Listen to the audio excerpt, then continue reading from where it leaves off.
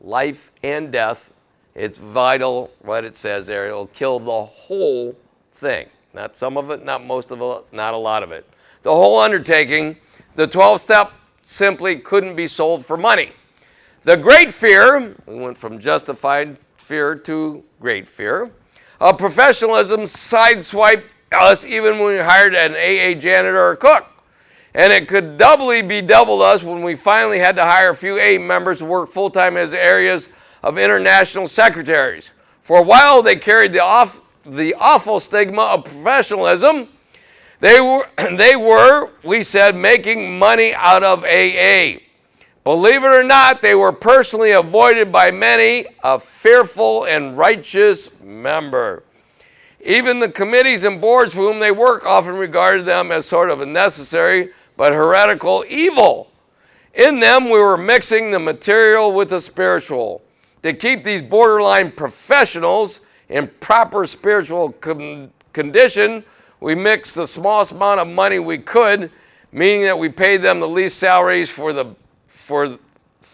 which they could possibly consent to work. Yeah, we were taking good care of them, weren't we? Okay.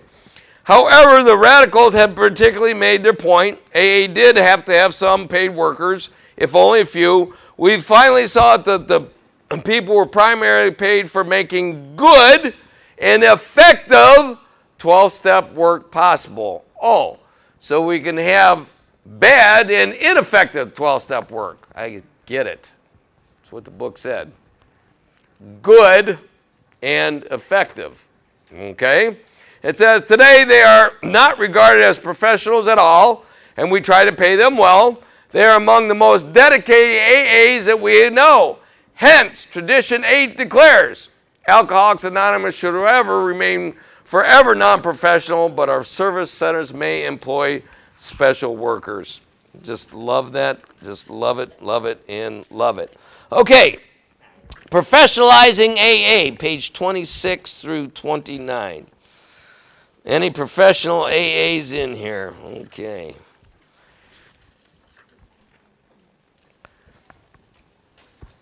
Bottom of page 26. You know what was so cool about this whole article is, before that, as you can see, we've been going back to this page because it was talking Tradition 8, or 7 before this, and now, once again, now we'll pick up where we left off last week, if you will, or last tradition. Bottom of the page. Okay, it says a large club or central office. This is page 26, it's the last paragraph, first sentence. A large club or central office usually means one or more paid workers. What about them?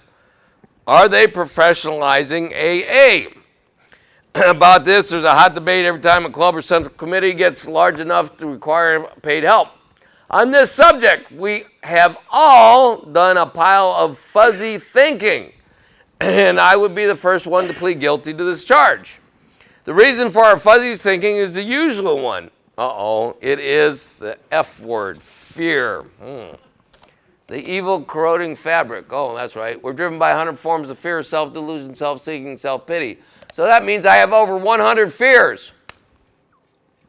I want to know how sick that is. My fears have their fears, okay? How's that, okay? Yeah. Okay, and it goes on to say this. And it says, to each one of us, the ideal of AA, however short we may be of it, personally is a thing of beauty and perfection. It is a power greater than ourselves which have lifted us out of the quicksand and set us on a safe shore. The slightest thought of marring our ideal, much less battering it for gold, is to most of us unthinkable. Isn't it cool that he's taking this tradition and driving it home to our very fiber, our very existence, our very breath that we take? That's why this Tradition 8 is so important. It's vital. Oh, that's right, matter of life and death. Okay, and it goes on to say this. So we're constantly on the alert against the rise within AA of a paid class of practitioners or missionaries. In AA, where each of us is a goodwill practitioner and missionary in his own right, there is no need for anyone to be paid for the simple 12-step work.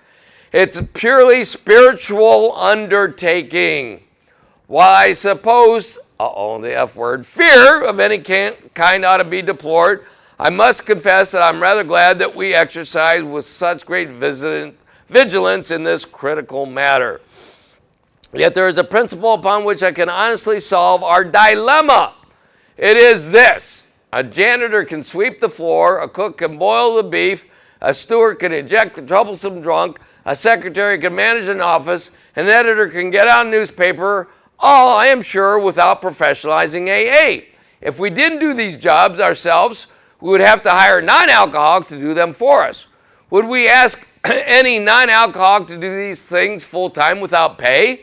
Why should some of us who are of good livings outside in the outside world expect other AAs to be full-time caretakers, cooks, or secretaries? Why should these AAs work for nothing at jobs when the rest of us would never attempt ourselves? Or why, for that matter, should they be any less well paid for the similar label elsewhere? And what difference should it make in the course of their duties that they do some 12-step work besides? Clearly, the principle seems to be that we may pay well for special services, but never for straight 12-step work. How then can AA be professionalized?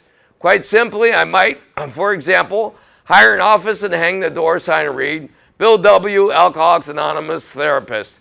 Charges $10 per hour. That would be face-to-face treatment for alcoholism for a fee, and I would surely be trading on the name of Alcoholics Anonymous, a purely amateur organization, to enlarge my professional practice. That would be professionalizing AA, and how it would be quite legal but hardly ethical. Isn't that perfect or what? Okay, if you go on to the next page, on page 28, the last couple sentences summarizes it. It says, while I doubt if many AAs ever go in the field of alcohol therapy, none ought to feel excluded, especially if they are trained social workers, psychologists, or psychiatrists, but they certainly ought to never use their AA connection publicly or in such a way to make people feel that AA had such a special class within our own ranks. This is where we all, not some, not most, not a lot, not quite a few, that is where we all must draw the line. And I think we're really getting down to the heart of the matter of what professional is and isn't. Okay, now on page 29, where it's bullet point number 6, it says that we must at all costs, not some, not most, not a lot, not quite a few, avoid the professionalization of AA. That simple 12-step work is never, the N word, to be paid for. That AA's going into alcohol therapy should never, that N word again, tread on the AA connection. There is not and never, 3 times, can be such a thing as an AA therapist.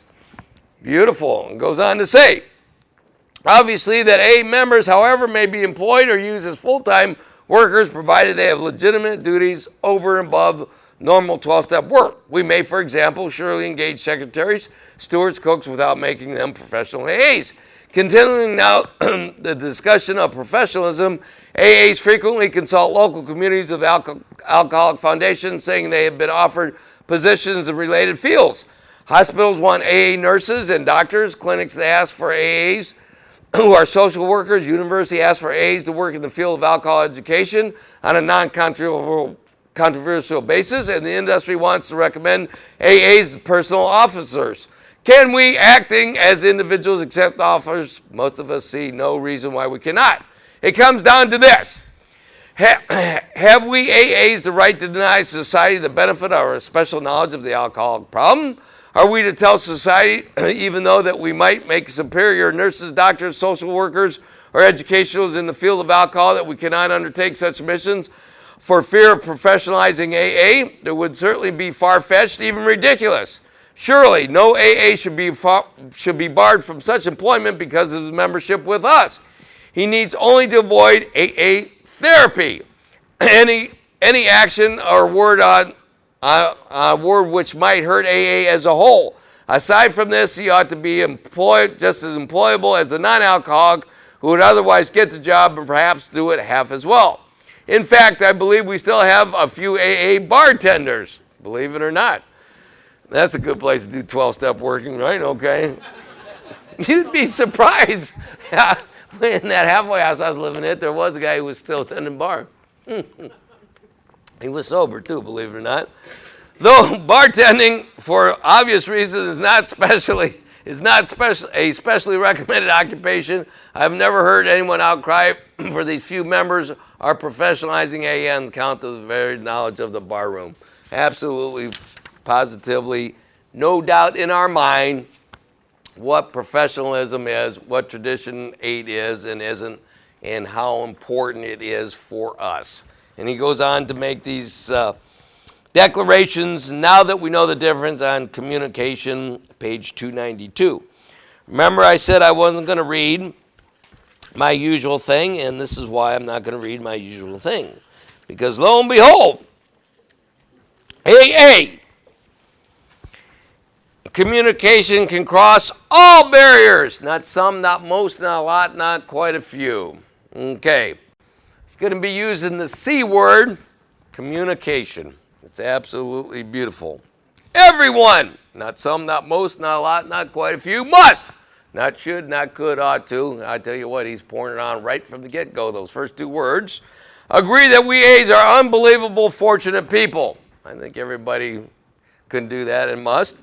Fortunate that we have suffered so much. Fortunate that we can know, understand, and love each other so supremely well. Is that what we're doing in Alcoholics Anonymous? These attributes and virtues are scarcely of the earned variety. Oh, I think that's what they call grace, a free, undeserved, unmerited gift. Oh, remember, the 12 steps and traditions are to retain the grace of God. Remember, we said that from the beginning, I'll be darned. And how do we do that? 12-step communication with others. And it says, obviously, indeed, most of us are aware that these are rare gifts which have their true origin in our kinship born of common suffering and common deliverance by the grace of God. So now we're seeing what the traditions are. Therefore, we are privileged. Don't have a right or entitlement. Those have been all taken away. I've given them up. If I start having rights and entitlements, I am in trouble. All I've got left is honors and privileges. I don't have to do a damn thing in life. I get to do everything. When I start thinking that they owe me, or I got it coming to me, or I have a right or entitlement, I am in trouble again. I'm speaking for myself. He goes on to say, therefore we are privileged, to communicate with each other to a degree and in a manner which not very often surprise among non-alcoholic friends in the world among us. That's what's called the language of the heart. The love of one alcoholic for another. That's one of the strongest loves I've ever seen in the world. It goes on to say, from AA's very beginning, our success with a new prospect has always, not sometimes, not most, not a lot, not quite a few, always rested squarely on our ability to identify. Oh, no, wait a minute. That means I got to be alcoholic to identify with another alcoholic. Oh, the third tradition. Oh, the fourth tradition. Oh, the first tradition. Oh, I'm getting it all. So I can't communicate one alcoholic with another. And yes, the 29 and the 86 in chapter 7 working with others. I get it. It's all coming together now. Communicate, okay? It goes on to say, and it says like this, obviously, identify with him or her in experience, in language, and especially in feeling. That profound feeling for each other that goes deeper than words. That's why it's not language of the mouth. It's not language of the head. It's not language of anything other than the heart, okay? That is why that's what we really mean when we say one alcoholic talking to another. Years ago, however, we found that the kinship of having suffered severe alcoholism was not enough in itself. To cross all barriers, not some, most, lot, quite a few, our channels of communication, C word, had to be broadened and deepened. Practically all of AA's first members were, for example, what we call today the last gasp or low bottom cases. All right, I love it, okay? We oldsters, for the most part, were at the jumping off place. I think he talks about that in that other blue book that we read, okay? When still the malady afflicted or high bottom cases began to turn up, they usually said, but we were never jailed. We were never clapped into mental hospitals. We never did those horrendous things you fellas talk about. Surely AA can't be for people like us. For years, we old-timers simply couldn't communicate with folks like these. Somehow our transmission lines had to be increased in numbers and in power. Otherwise, we'd never get through. Out of much experience and means, our method was developed. To each new high bottom were hammered home the verdict noted in the doctors that alcoholism is a fatal and progressive malady. Skip the rest of that if you can. He talks about the identification process. The last paragraph, it says, this much identification achieved, we processed to regale this prospect with many a tale, just showing how insidious and irresistible the progress of our illness had been, how years before we realized it had actually gone by, much beyond the point of no return. So as far as our resources of strength and will were concerned, we kept pointing out how right the doctors were. Slowly, but surely, the strategy commenced to pay off. With the aid of the authority of medical science and better presentation, the low bottoms had begun to communicate at depth with the high bottoms. But this tedious process and its sparse results didn't have to go on forever. We joyfully discovered that the moment any AA locality was possessed of even a small group of high bottom drunks, then progressed into the class of topper, became progressively faster and easier. Today we know why one high bottom can talk with another high bottom as nobody else ever could. So the segment of our fellowship grew and grew. It's probable that half of AA's membership has been spared that last 5, 10, or 15 years of unmitigated hell that we low bottoms know so well.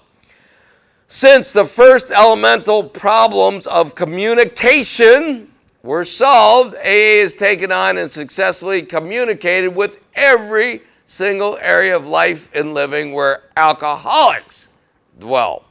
In the beginning, for instance, it was a full 4 years before AA brought permanent sobriety even to one alcoholic woman.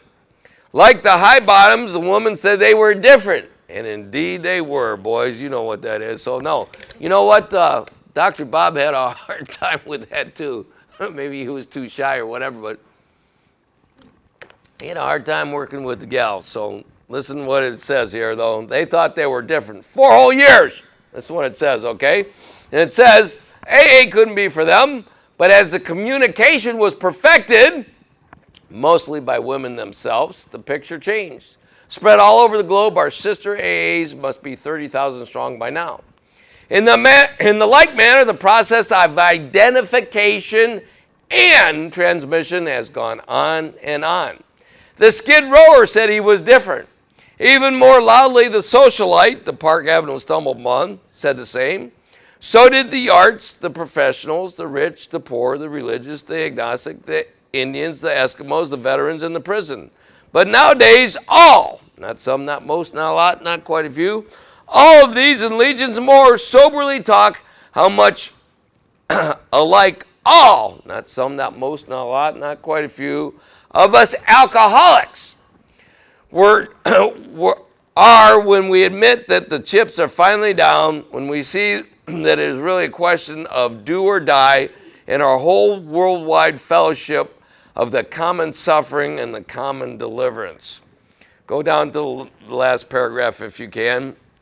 1950, by the way, July, when up in Cleveland, First International Convention, when these traditions were passed, unanimously or unanimity, that means where there was not one dissenting vote. All 2,000 plus members said yay for the traditions. One of the greatest turning points in the history of Alcoholics Anonymous in our experience. Thank God.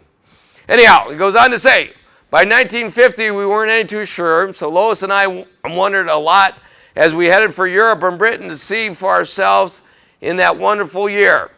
Could AA really and fully transcend all, not some, not most, not a lot, not quite a few, all those formidable barriers of race, language, religion, and culture? All of the scars of the wars, recent and ancient, all those kinds of pride and prejudice which we knew that we had our share in America. What about the Norwegians, the Swedes, the Danes, the Finns? What about the Dutch, the Germans, the French, the English, the Scots, the Israelis?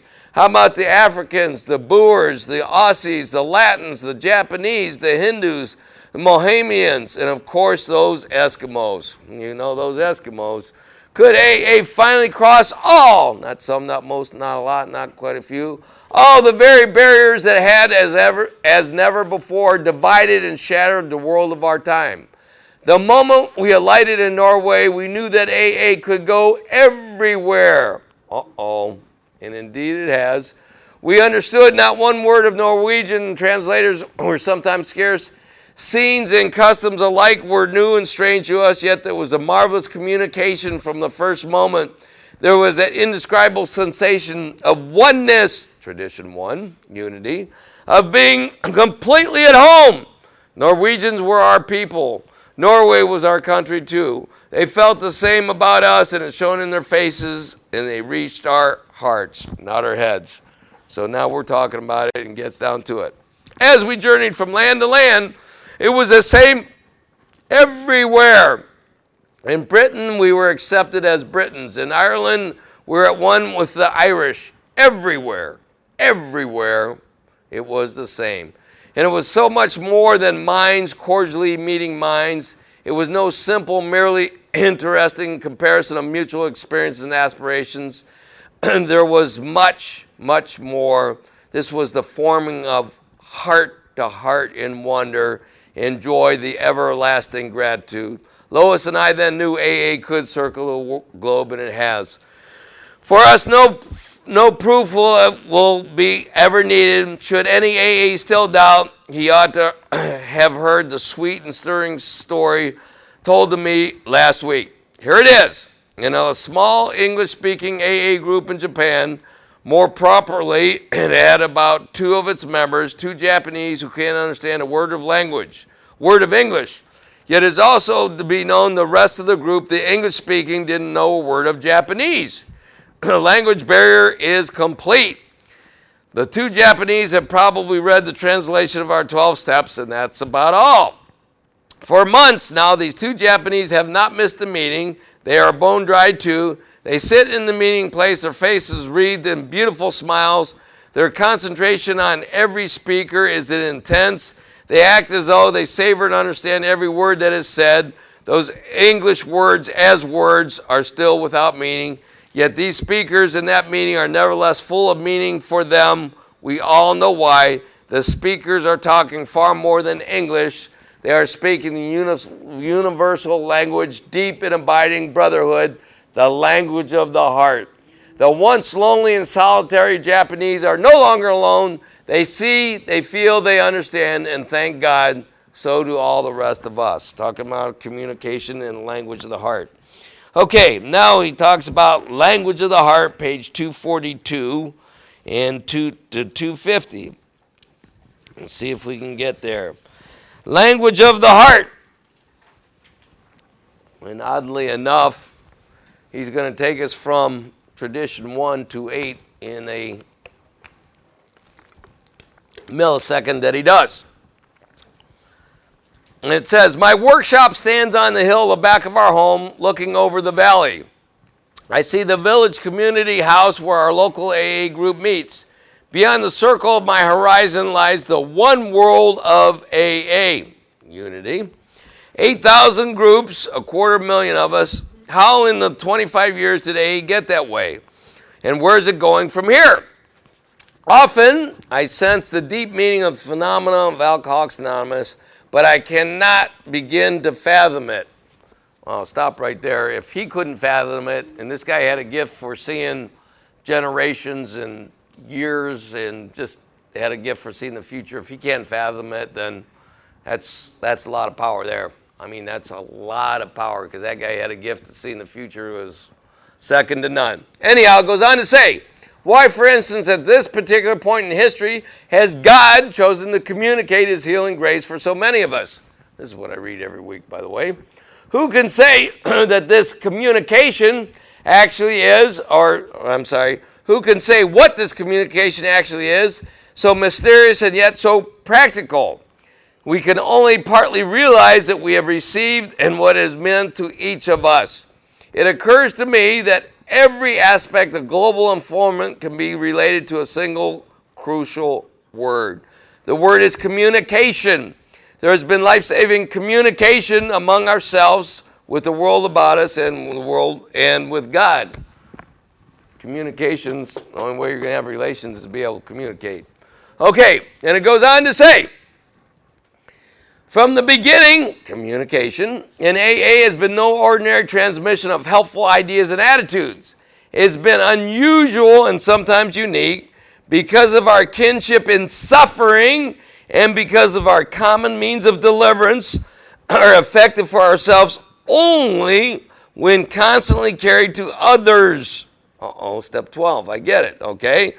Our channels of contact have always, not sometimes, not most, not a lot, not quite a few, been charged with the language of the heart. And what is that? Let's see if I can communicate to you something of what it means to me. And he goes on to talk about the language of the heart. And this, like I said, will be such a beautiful description of the third tradition of membership of Alcoholics Anonymous, alcoholism, and alcoholics. Listen to what he says. From the beginning, at once I began to think my own doctor, Dr. William D. Silkworth, how he ministered to me with the language of the heart during the last shattering years of my alcoholism. Now, is this what we have today in our communication? Love was his magic, and with it he accomplished this wonder. He conveyed to the foggy mind of the drunk that here was a human being who understood and cared without limit. He was the one who would gladly walk that extra mile with us, and if necessary, as often was, even the last mile of all. At that time, he had already helped try to understand over 20,000 drunks, and he had failed with nearly all. Only here and there had the dismal experience of futility been brightened by a genuine recovery. People wondered how he could go on, how he could still believe in the possibility of help for chronic alcoholics. Yet he did believe in a faith that had never faltered. He kept sometimes saying, someday we'll find the answer. My God, I guess that is the ultimate demonstration of loving one alcoholic and not giving up. He had developed some ideas about what ailed drunks. They had an obsession to drink, a veritable and destructive lunacy. Observing that their bodies could no longer tolerate alcohol, he spoke of their allergy. Their obsession made them drink, and their allergy was a guarantee that they would go mad or die if they kept it up. Obviously, doctor's opinion, big book, are step one, our foundation of recovery. Okay, and it says, here in the contemporary terms with age-old dilemma of alcoholic, total abstinence he knew was the only solution. Oh, really? Just don't take a drink and everything will be okay. Page 244, he goes on to that description. Second paragraph, if you will, on page 244, for time's sake, it says, the new insight, plus the little doctor's account of a few of his good recoveries, brought a surge of hope, but above all, my confidence rested on the understanding, the interest, and the affection he so freely gave me. I was not alone anymore with my problem. That's what we give to the newcomer. We share our experience, our strength, and our hope. And it gives the newcomer the hope that they are no longer the stranger. They are no longer on this earth by themselves. They're not the leopard. They're not the degenerate. They're not all the things that we feel when we come in, that you are a brother and you are a sister if you are alcoholic and you come to Alcoholics Anonymous. Language of the heart. I was like you. Somebody help me. Therefore, I am going to help you as they help me. Language of the heart. I understand. Been there, done that. Okay. And he goes on to say, obviously, and it says, I was not alone anymore with my problem. He and I could work through it. Skip the next paragraph, and it goes, it was a verdict that I could not have accepted when he's talking about the condemned to drink, condemned to die, from any other person. He had spoken to me in the language of the heart, not the head, so I was able to receive the truth he offered me, but it was a terrible and hopeless truth. Okay, so in other words, I don't think the message is don't drink and everything's going to be okay. Don't drink and go to meetings. Don't drink in 90 meetings in 90 days and all that stuff that we're killing each other with. That's not what the language of the heart is, and it's not the truth. So he goes on to say, second last paragraph and the last paragraph. Today, every AA member implants in his new project just what Dr. Silkworth so powerfully lodged in me. Are we? I hope. Okay. And it says, we know that the newcomer has to hit bottom, otherwise not much can happen. Because we are drunkards who understand. We can use the nutcracker of the obsession plus the allergy of a total as a tool of such power that it can shatter the newcomer's ego at depth. Only thus can he be convinced that on his own unaided resources he has little or no chance. Is that the message we're telling people when they come in? I hope it is. I was precisely in the state of inner collapse when in the November of 1934 I was visited by Ebby. He was an old friend of mine, an alcoholic, and my sponsor to be. Why was it that he could communicate with me in these areas that not even Dr. Silkworth could touch? Language of the heart, one alcoholic with another. I can't talk about Chicago unless I've been there. I can't lead you where I've never been. I cannot transmit something I haven't got. And that's why we need each other. Okay, skip the next of the paragraph to the last two sentences of that. It says, so he brought me a kind of communication and evidence that even Dr. Silkworth could not give me. Here was one drunk talking to another. Here was hope indeed. Language of heart, one alcoholic with another. All the traditions up to 8, okay? Remember 8 ensures 12, and now we're getting how we do 12. Okay, perfect. Ebby told me a story, carefully detailing his drinking experience of recent years. Thus, he drew me closer in. I knew beyond a doubt he had lived in that strange and hopeless world where I still was. The fact established his identification with me. At length, our channel of communication was wide open, and I was ready for the message. So obviously, identification is a crucial, got to have it for, obviously, the communication. Goes on to say, it says this, obviously, and it's so important. I was ready for his message. And what was his message? All AAs know what it was. Do we?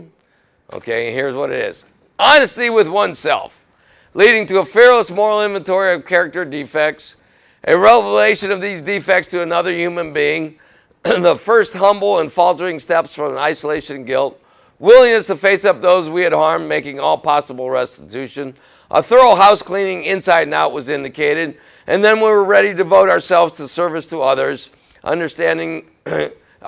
using the understanding language of the heart and seeking no gain or reward.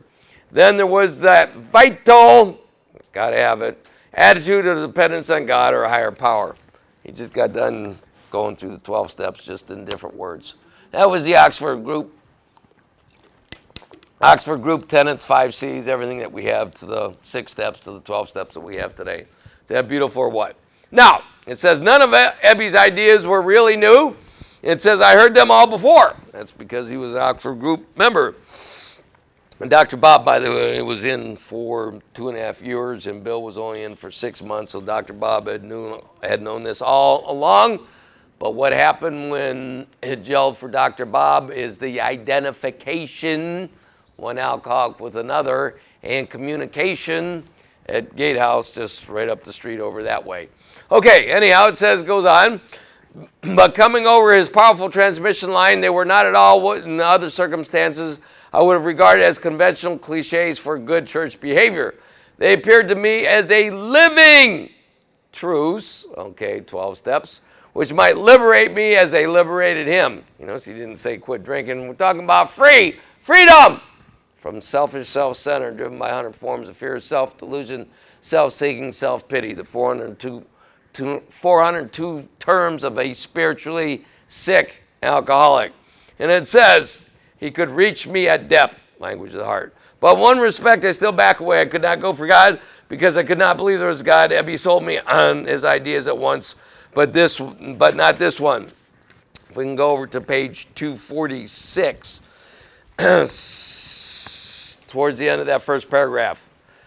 Beaten into complete defeat by alcohol, confronted by the living proof of release, and surrounded by those who can speak to us from the heart, not from the head, we finally surrendered. Then paradoxically, we found ourselves in a new dimension, the real world of spirit and faith, enough willingness and enough open-mindedness, and there it is.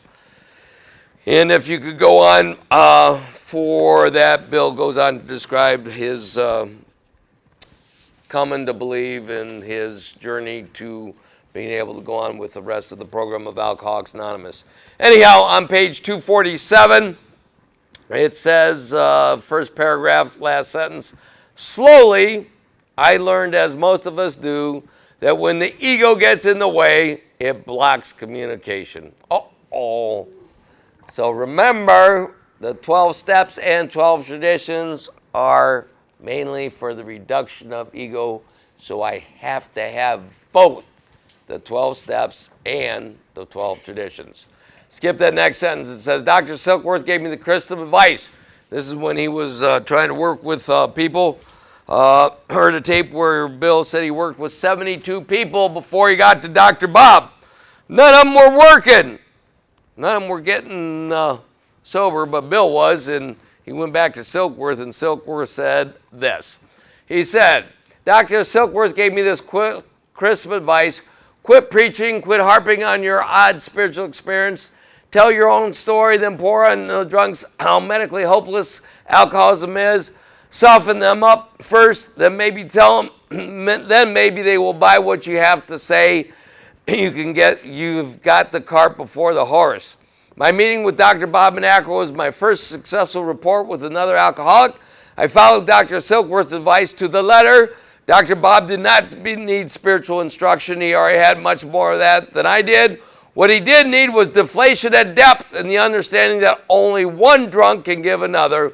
What I needed was the humility of self-forgetfulness and the kinship of another human being of my own kind. I thank God for providing it. That is a beautiful description of the sponsor and the sponsee, no matter who's helping who. I need the new man as much or worse than he may ever need me. And by the way, be careful of the newcomer because they might be your sponsor someday. So anyhow, it says, one of the first insights Dr. Bob and I shared was that all, not some, not most, not a lot, not quite a few, all true communication must be founded on a mutual need. He goes into great depth in chapter 7, working with others. Next paragraph, obviously, goes on to say, our next great adventure in communication was the book called Alcoholics Anonymous. Now, isn't that cool? That's what he says the big book is. He's changed what the big book is so many times in our study and our understanding of the traditions, and he just changed it again. He called it a great adventure in communication. Talks about it being our experience. He talks about it so many different things, and it's so cool to see his reflection years after of what the big book means, and it means so many different things. So it's absolutely beautiful. Anyhow, skip the next couple of sentences. It says, as we prepared this book, we all wondered, could the written word carry the message? Could the book speak the language of the heart to the drunk who read it? And certainly no, the answer is yes on that. If we can, on page 248, the last two paragraphs explain what the traditions are and why. Those things in between, it gives us a little bit of history of the big book, and obviously time does not permit to do that. Anyhow, the last two paragraphs goes as this. As our fellowship now entered its period of rapid growth, the traditions of AA gradually took form. The 12 traditions communicate. Now he's talking about that, about the 12 traditions. Communicate our principles of unity. Oh, okay. First tradition, all the things we don't do underneath. As the 12 steps communicate our principles of recovery. Now, isn't that cool when he gives us what we're doing? 12 steps and the 12 traditions. The traditions show how an AA member can best relate. Relations. Okay. Relate himself to his group, the group to others, and AA as a whole, and the world around us. They show what AA membership is, tradition 3. They reveal AA's experience a matter of authority, tradition 2, and money, tradition 7. They guard against compromising alliances and professionalism, obviously tradition 6, and our very natural desires for personal and public acclaim. The 12 traditions were slowly evolved during an era when large-scale publicity was causing new groups to spring up like popcorn on a hot griddle. Many a power-driven ego ran hog wild among us in those early days, and it was the tradition that finally brought order, coherence, and effective functioning out of noisy anarchy, which for the time threatened us with collapse. Isn't that a beautiful description of the 12 traditions of what they are, why, and what they have done for us? Absolutely beautiful. It goes on to say, their traditions are neither rules, regulations, or laws. No sanctions or punishments can be invoked for their infraction. Perhaps in no other area of society would these principles succeed. Yet in this fellowship of alcoholics, the unenforceable traditions carry a power greater than that of law. We've talked about that. Why? We've got two benign authorities. The benign authority of alcohol says, you better do God's will or I'm going to kill you. That's got a lot of authority. And the other one more powerful than that is God. And God's saying, I've been waiting for you to do my will, and if you do my will, I will protect you. We don't need anything more than those two. One's going to kill you, and one's going to keep you alive. What more do you do than that? That's why these traditions are what they are. Okay, it goes on. For years now, we have seldom had a serious departure from them. The example of very few who have persistently ignored them has not caused others to follow suit. We obey our traditions willingly because of the need for the AA survival. So once again, how important are they for AA survival? We obey them because we ought to, and then because we want to. Perhaps the secret of their power lies in the fact that these life-giving communications spring out of living experiences, are rooted in sacrificial love, one of the absolutes, right? In the very earth of AA, in days of AA, we begin to find that the kinship of having suffered severe alcoholism was in itself not enough. We saw that in order to cross certain barriers or channels of communication had to be broadened and deepened. And then he talks about the low and the mildly and the high bottom drunks that we talked about earlier. If we can go to page 250. Bill is talking about his story when he went over to Europe, but the last couple sentences say it all. This was no merely interesting comparison of mutual experience aspirations. This was far more. It was a communication of heart to heart in wonder, in joy, and in everlasting gratitude. Lois and I then knew AA could circle the globe as it has. And that's pretty cool. Last but not least, tonight, a message from Bill. And that is page 348.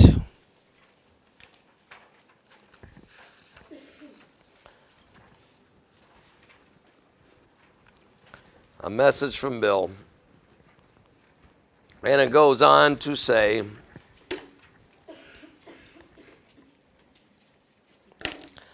I am glad indeed that we often say to each other, faith without works is dead. Where do we get that? The big book. How many times does he say it? 6 times in the book. If you want to write that down, come in January through May. We'll show you where it's at. Okay. Faith without works is dead. Action is the magic word.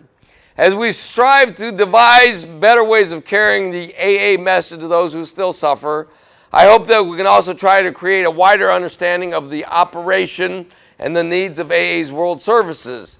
That all-important cluster of activities which enables our fellowship to function as a whole. Because these far-flung services reach into every quarter of the world, their direct influence for good is too often unseen and therefore unknown. Without that global effort, we would now be in a most sorry and chaotic state. Let me illustrate by these 2 examples. Suppose, for instance, that during the last 25 years, AA never published any standard literature. No books, no pamphlets. Oh my. We need little imagination to see that by now our message would have been hopelessly garbled. Thank God. Yeah, okay. Our relations, there he is again. Our relations with medical and religion would have become shambles. To alcoholics generally today would be a joke, and the public would have thought us a riddle. Without its literature, AA would certainly have bogged down in welter of controversy and disunity. Wow, he's really throwing it down. So here's where it's at. Here's where it's at. Our literature, conference-approved literature he's talking about here. Come on, y'all.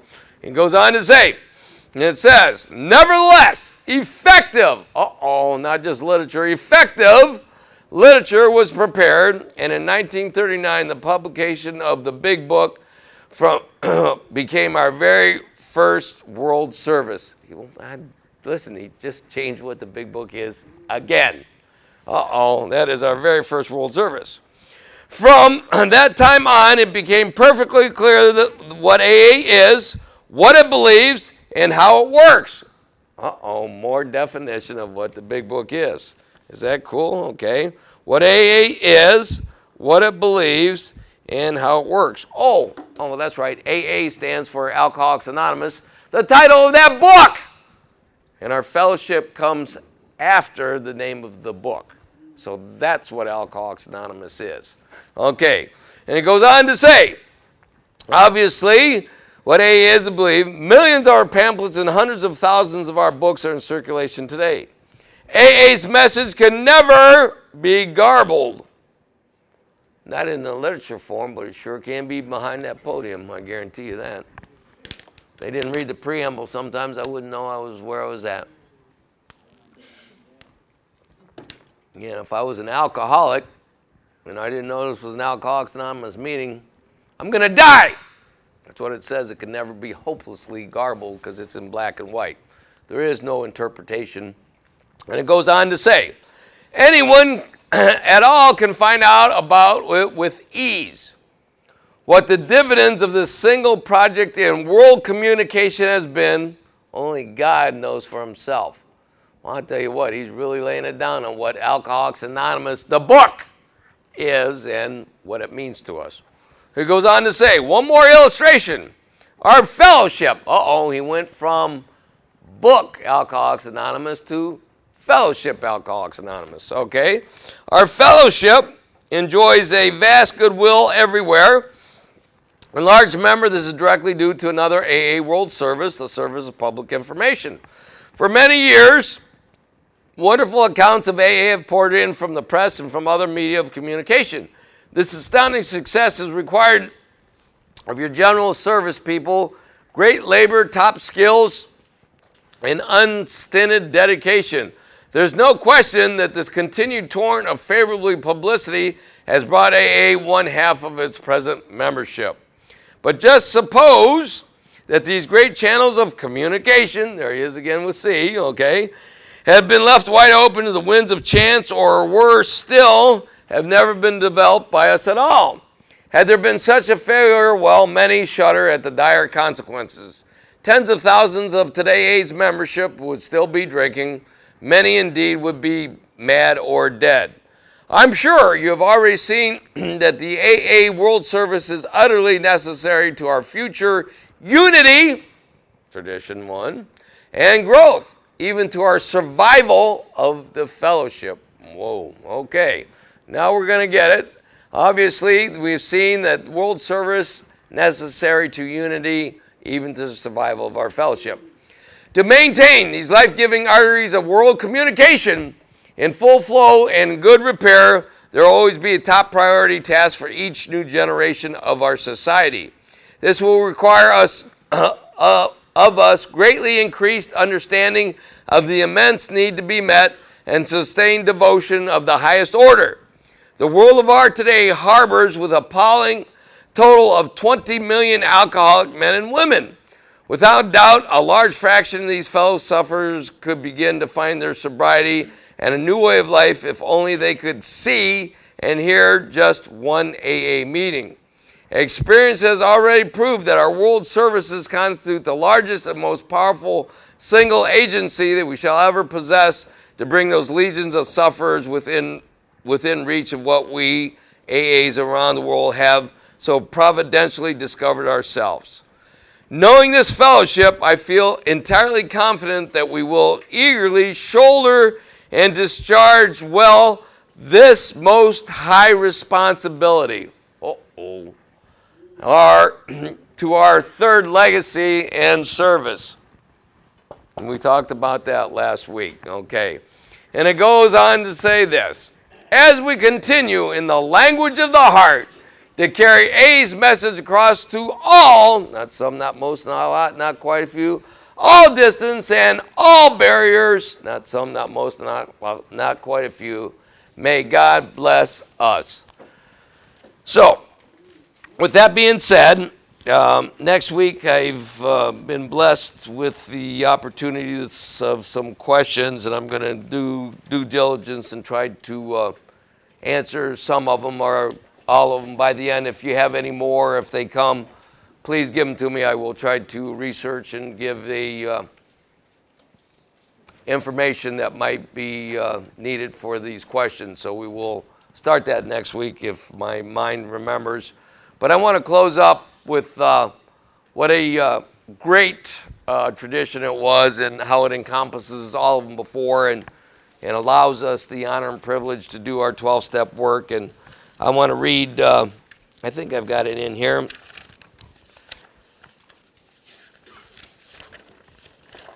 The traditions checklist on tradition 8, and if we will close up with this, number one, first question, is my own behavior accurately described by the traditions? If not, what needs changing? Number two, when I chafe about any particular tradition, do I realize how it affects others? Number three, do I sometimes try to get a reward, even if not money, for my own personal AA efforts? 4, do I try to sound like an AA expert on alcoholism, on recovery, on medicine, on sociology, on psychology, on spiritual matters, on AA itself, or heaven help me, even humility? 5, do I make an effort to understand what AA employees do, what workers in other alcoholism agencies do? Can I distinguish clearly among them? 6, in my AA life, have I had the experience which illustrates the wisdom of the tradition? And 7, have I paid enough attention to the book, 12 Steps, 12 Traditions, the pamphlet of AA tradition, how it developed? And I think that is it. Other than, one last thing, if we can have it, like the mad professor up here. Real quick, yeah. Thank you for that. We're going to close up with both of them. this, I suppose, is important. Either that or we ran out of ideas. At our 30th anniversary in Toronto in 1965, then it was reaffirmed in 2015 in Toronto too, by the way. And here's what it says. I am responsible when anyone, anywhere, reaches out for help. I want the hand of AA always to be there, and for that, I am responsible. And certainly in 1970, the 35th anniversary in Miami Beach, Florida, Declaration of Unity.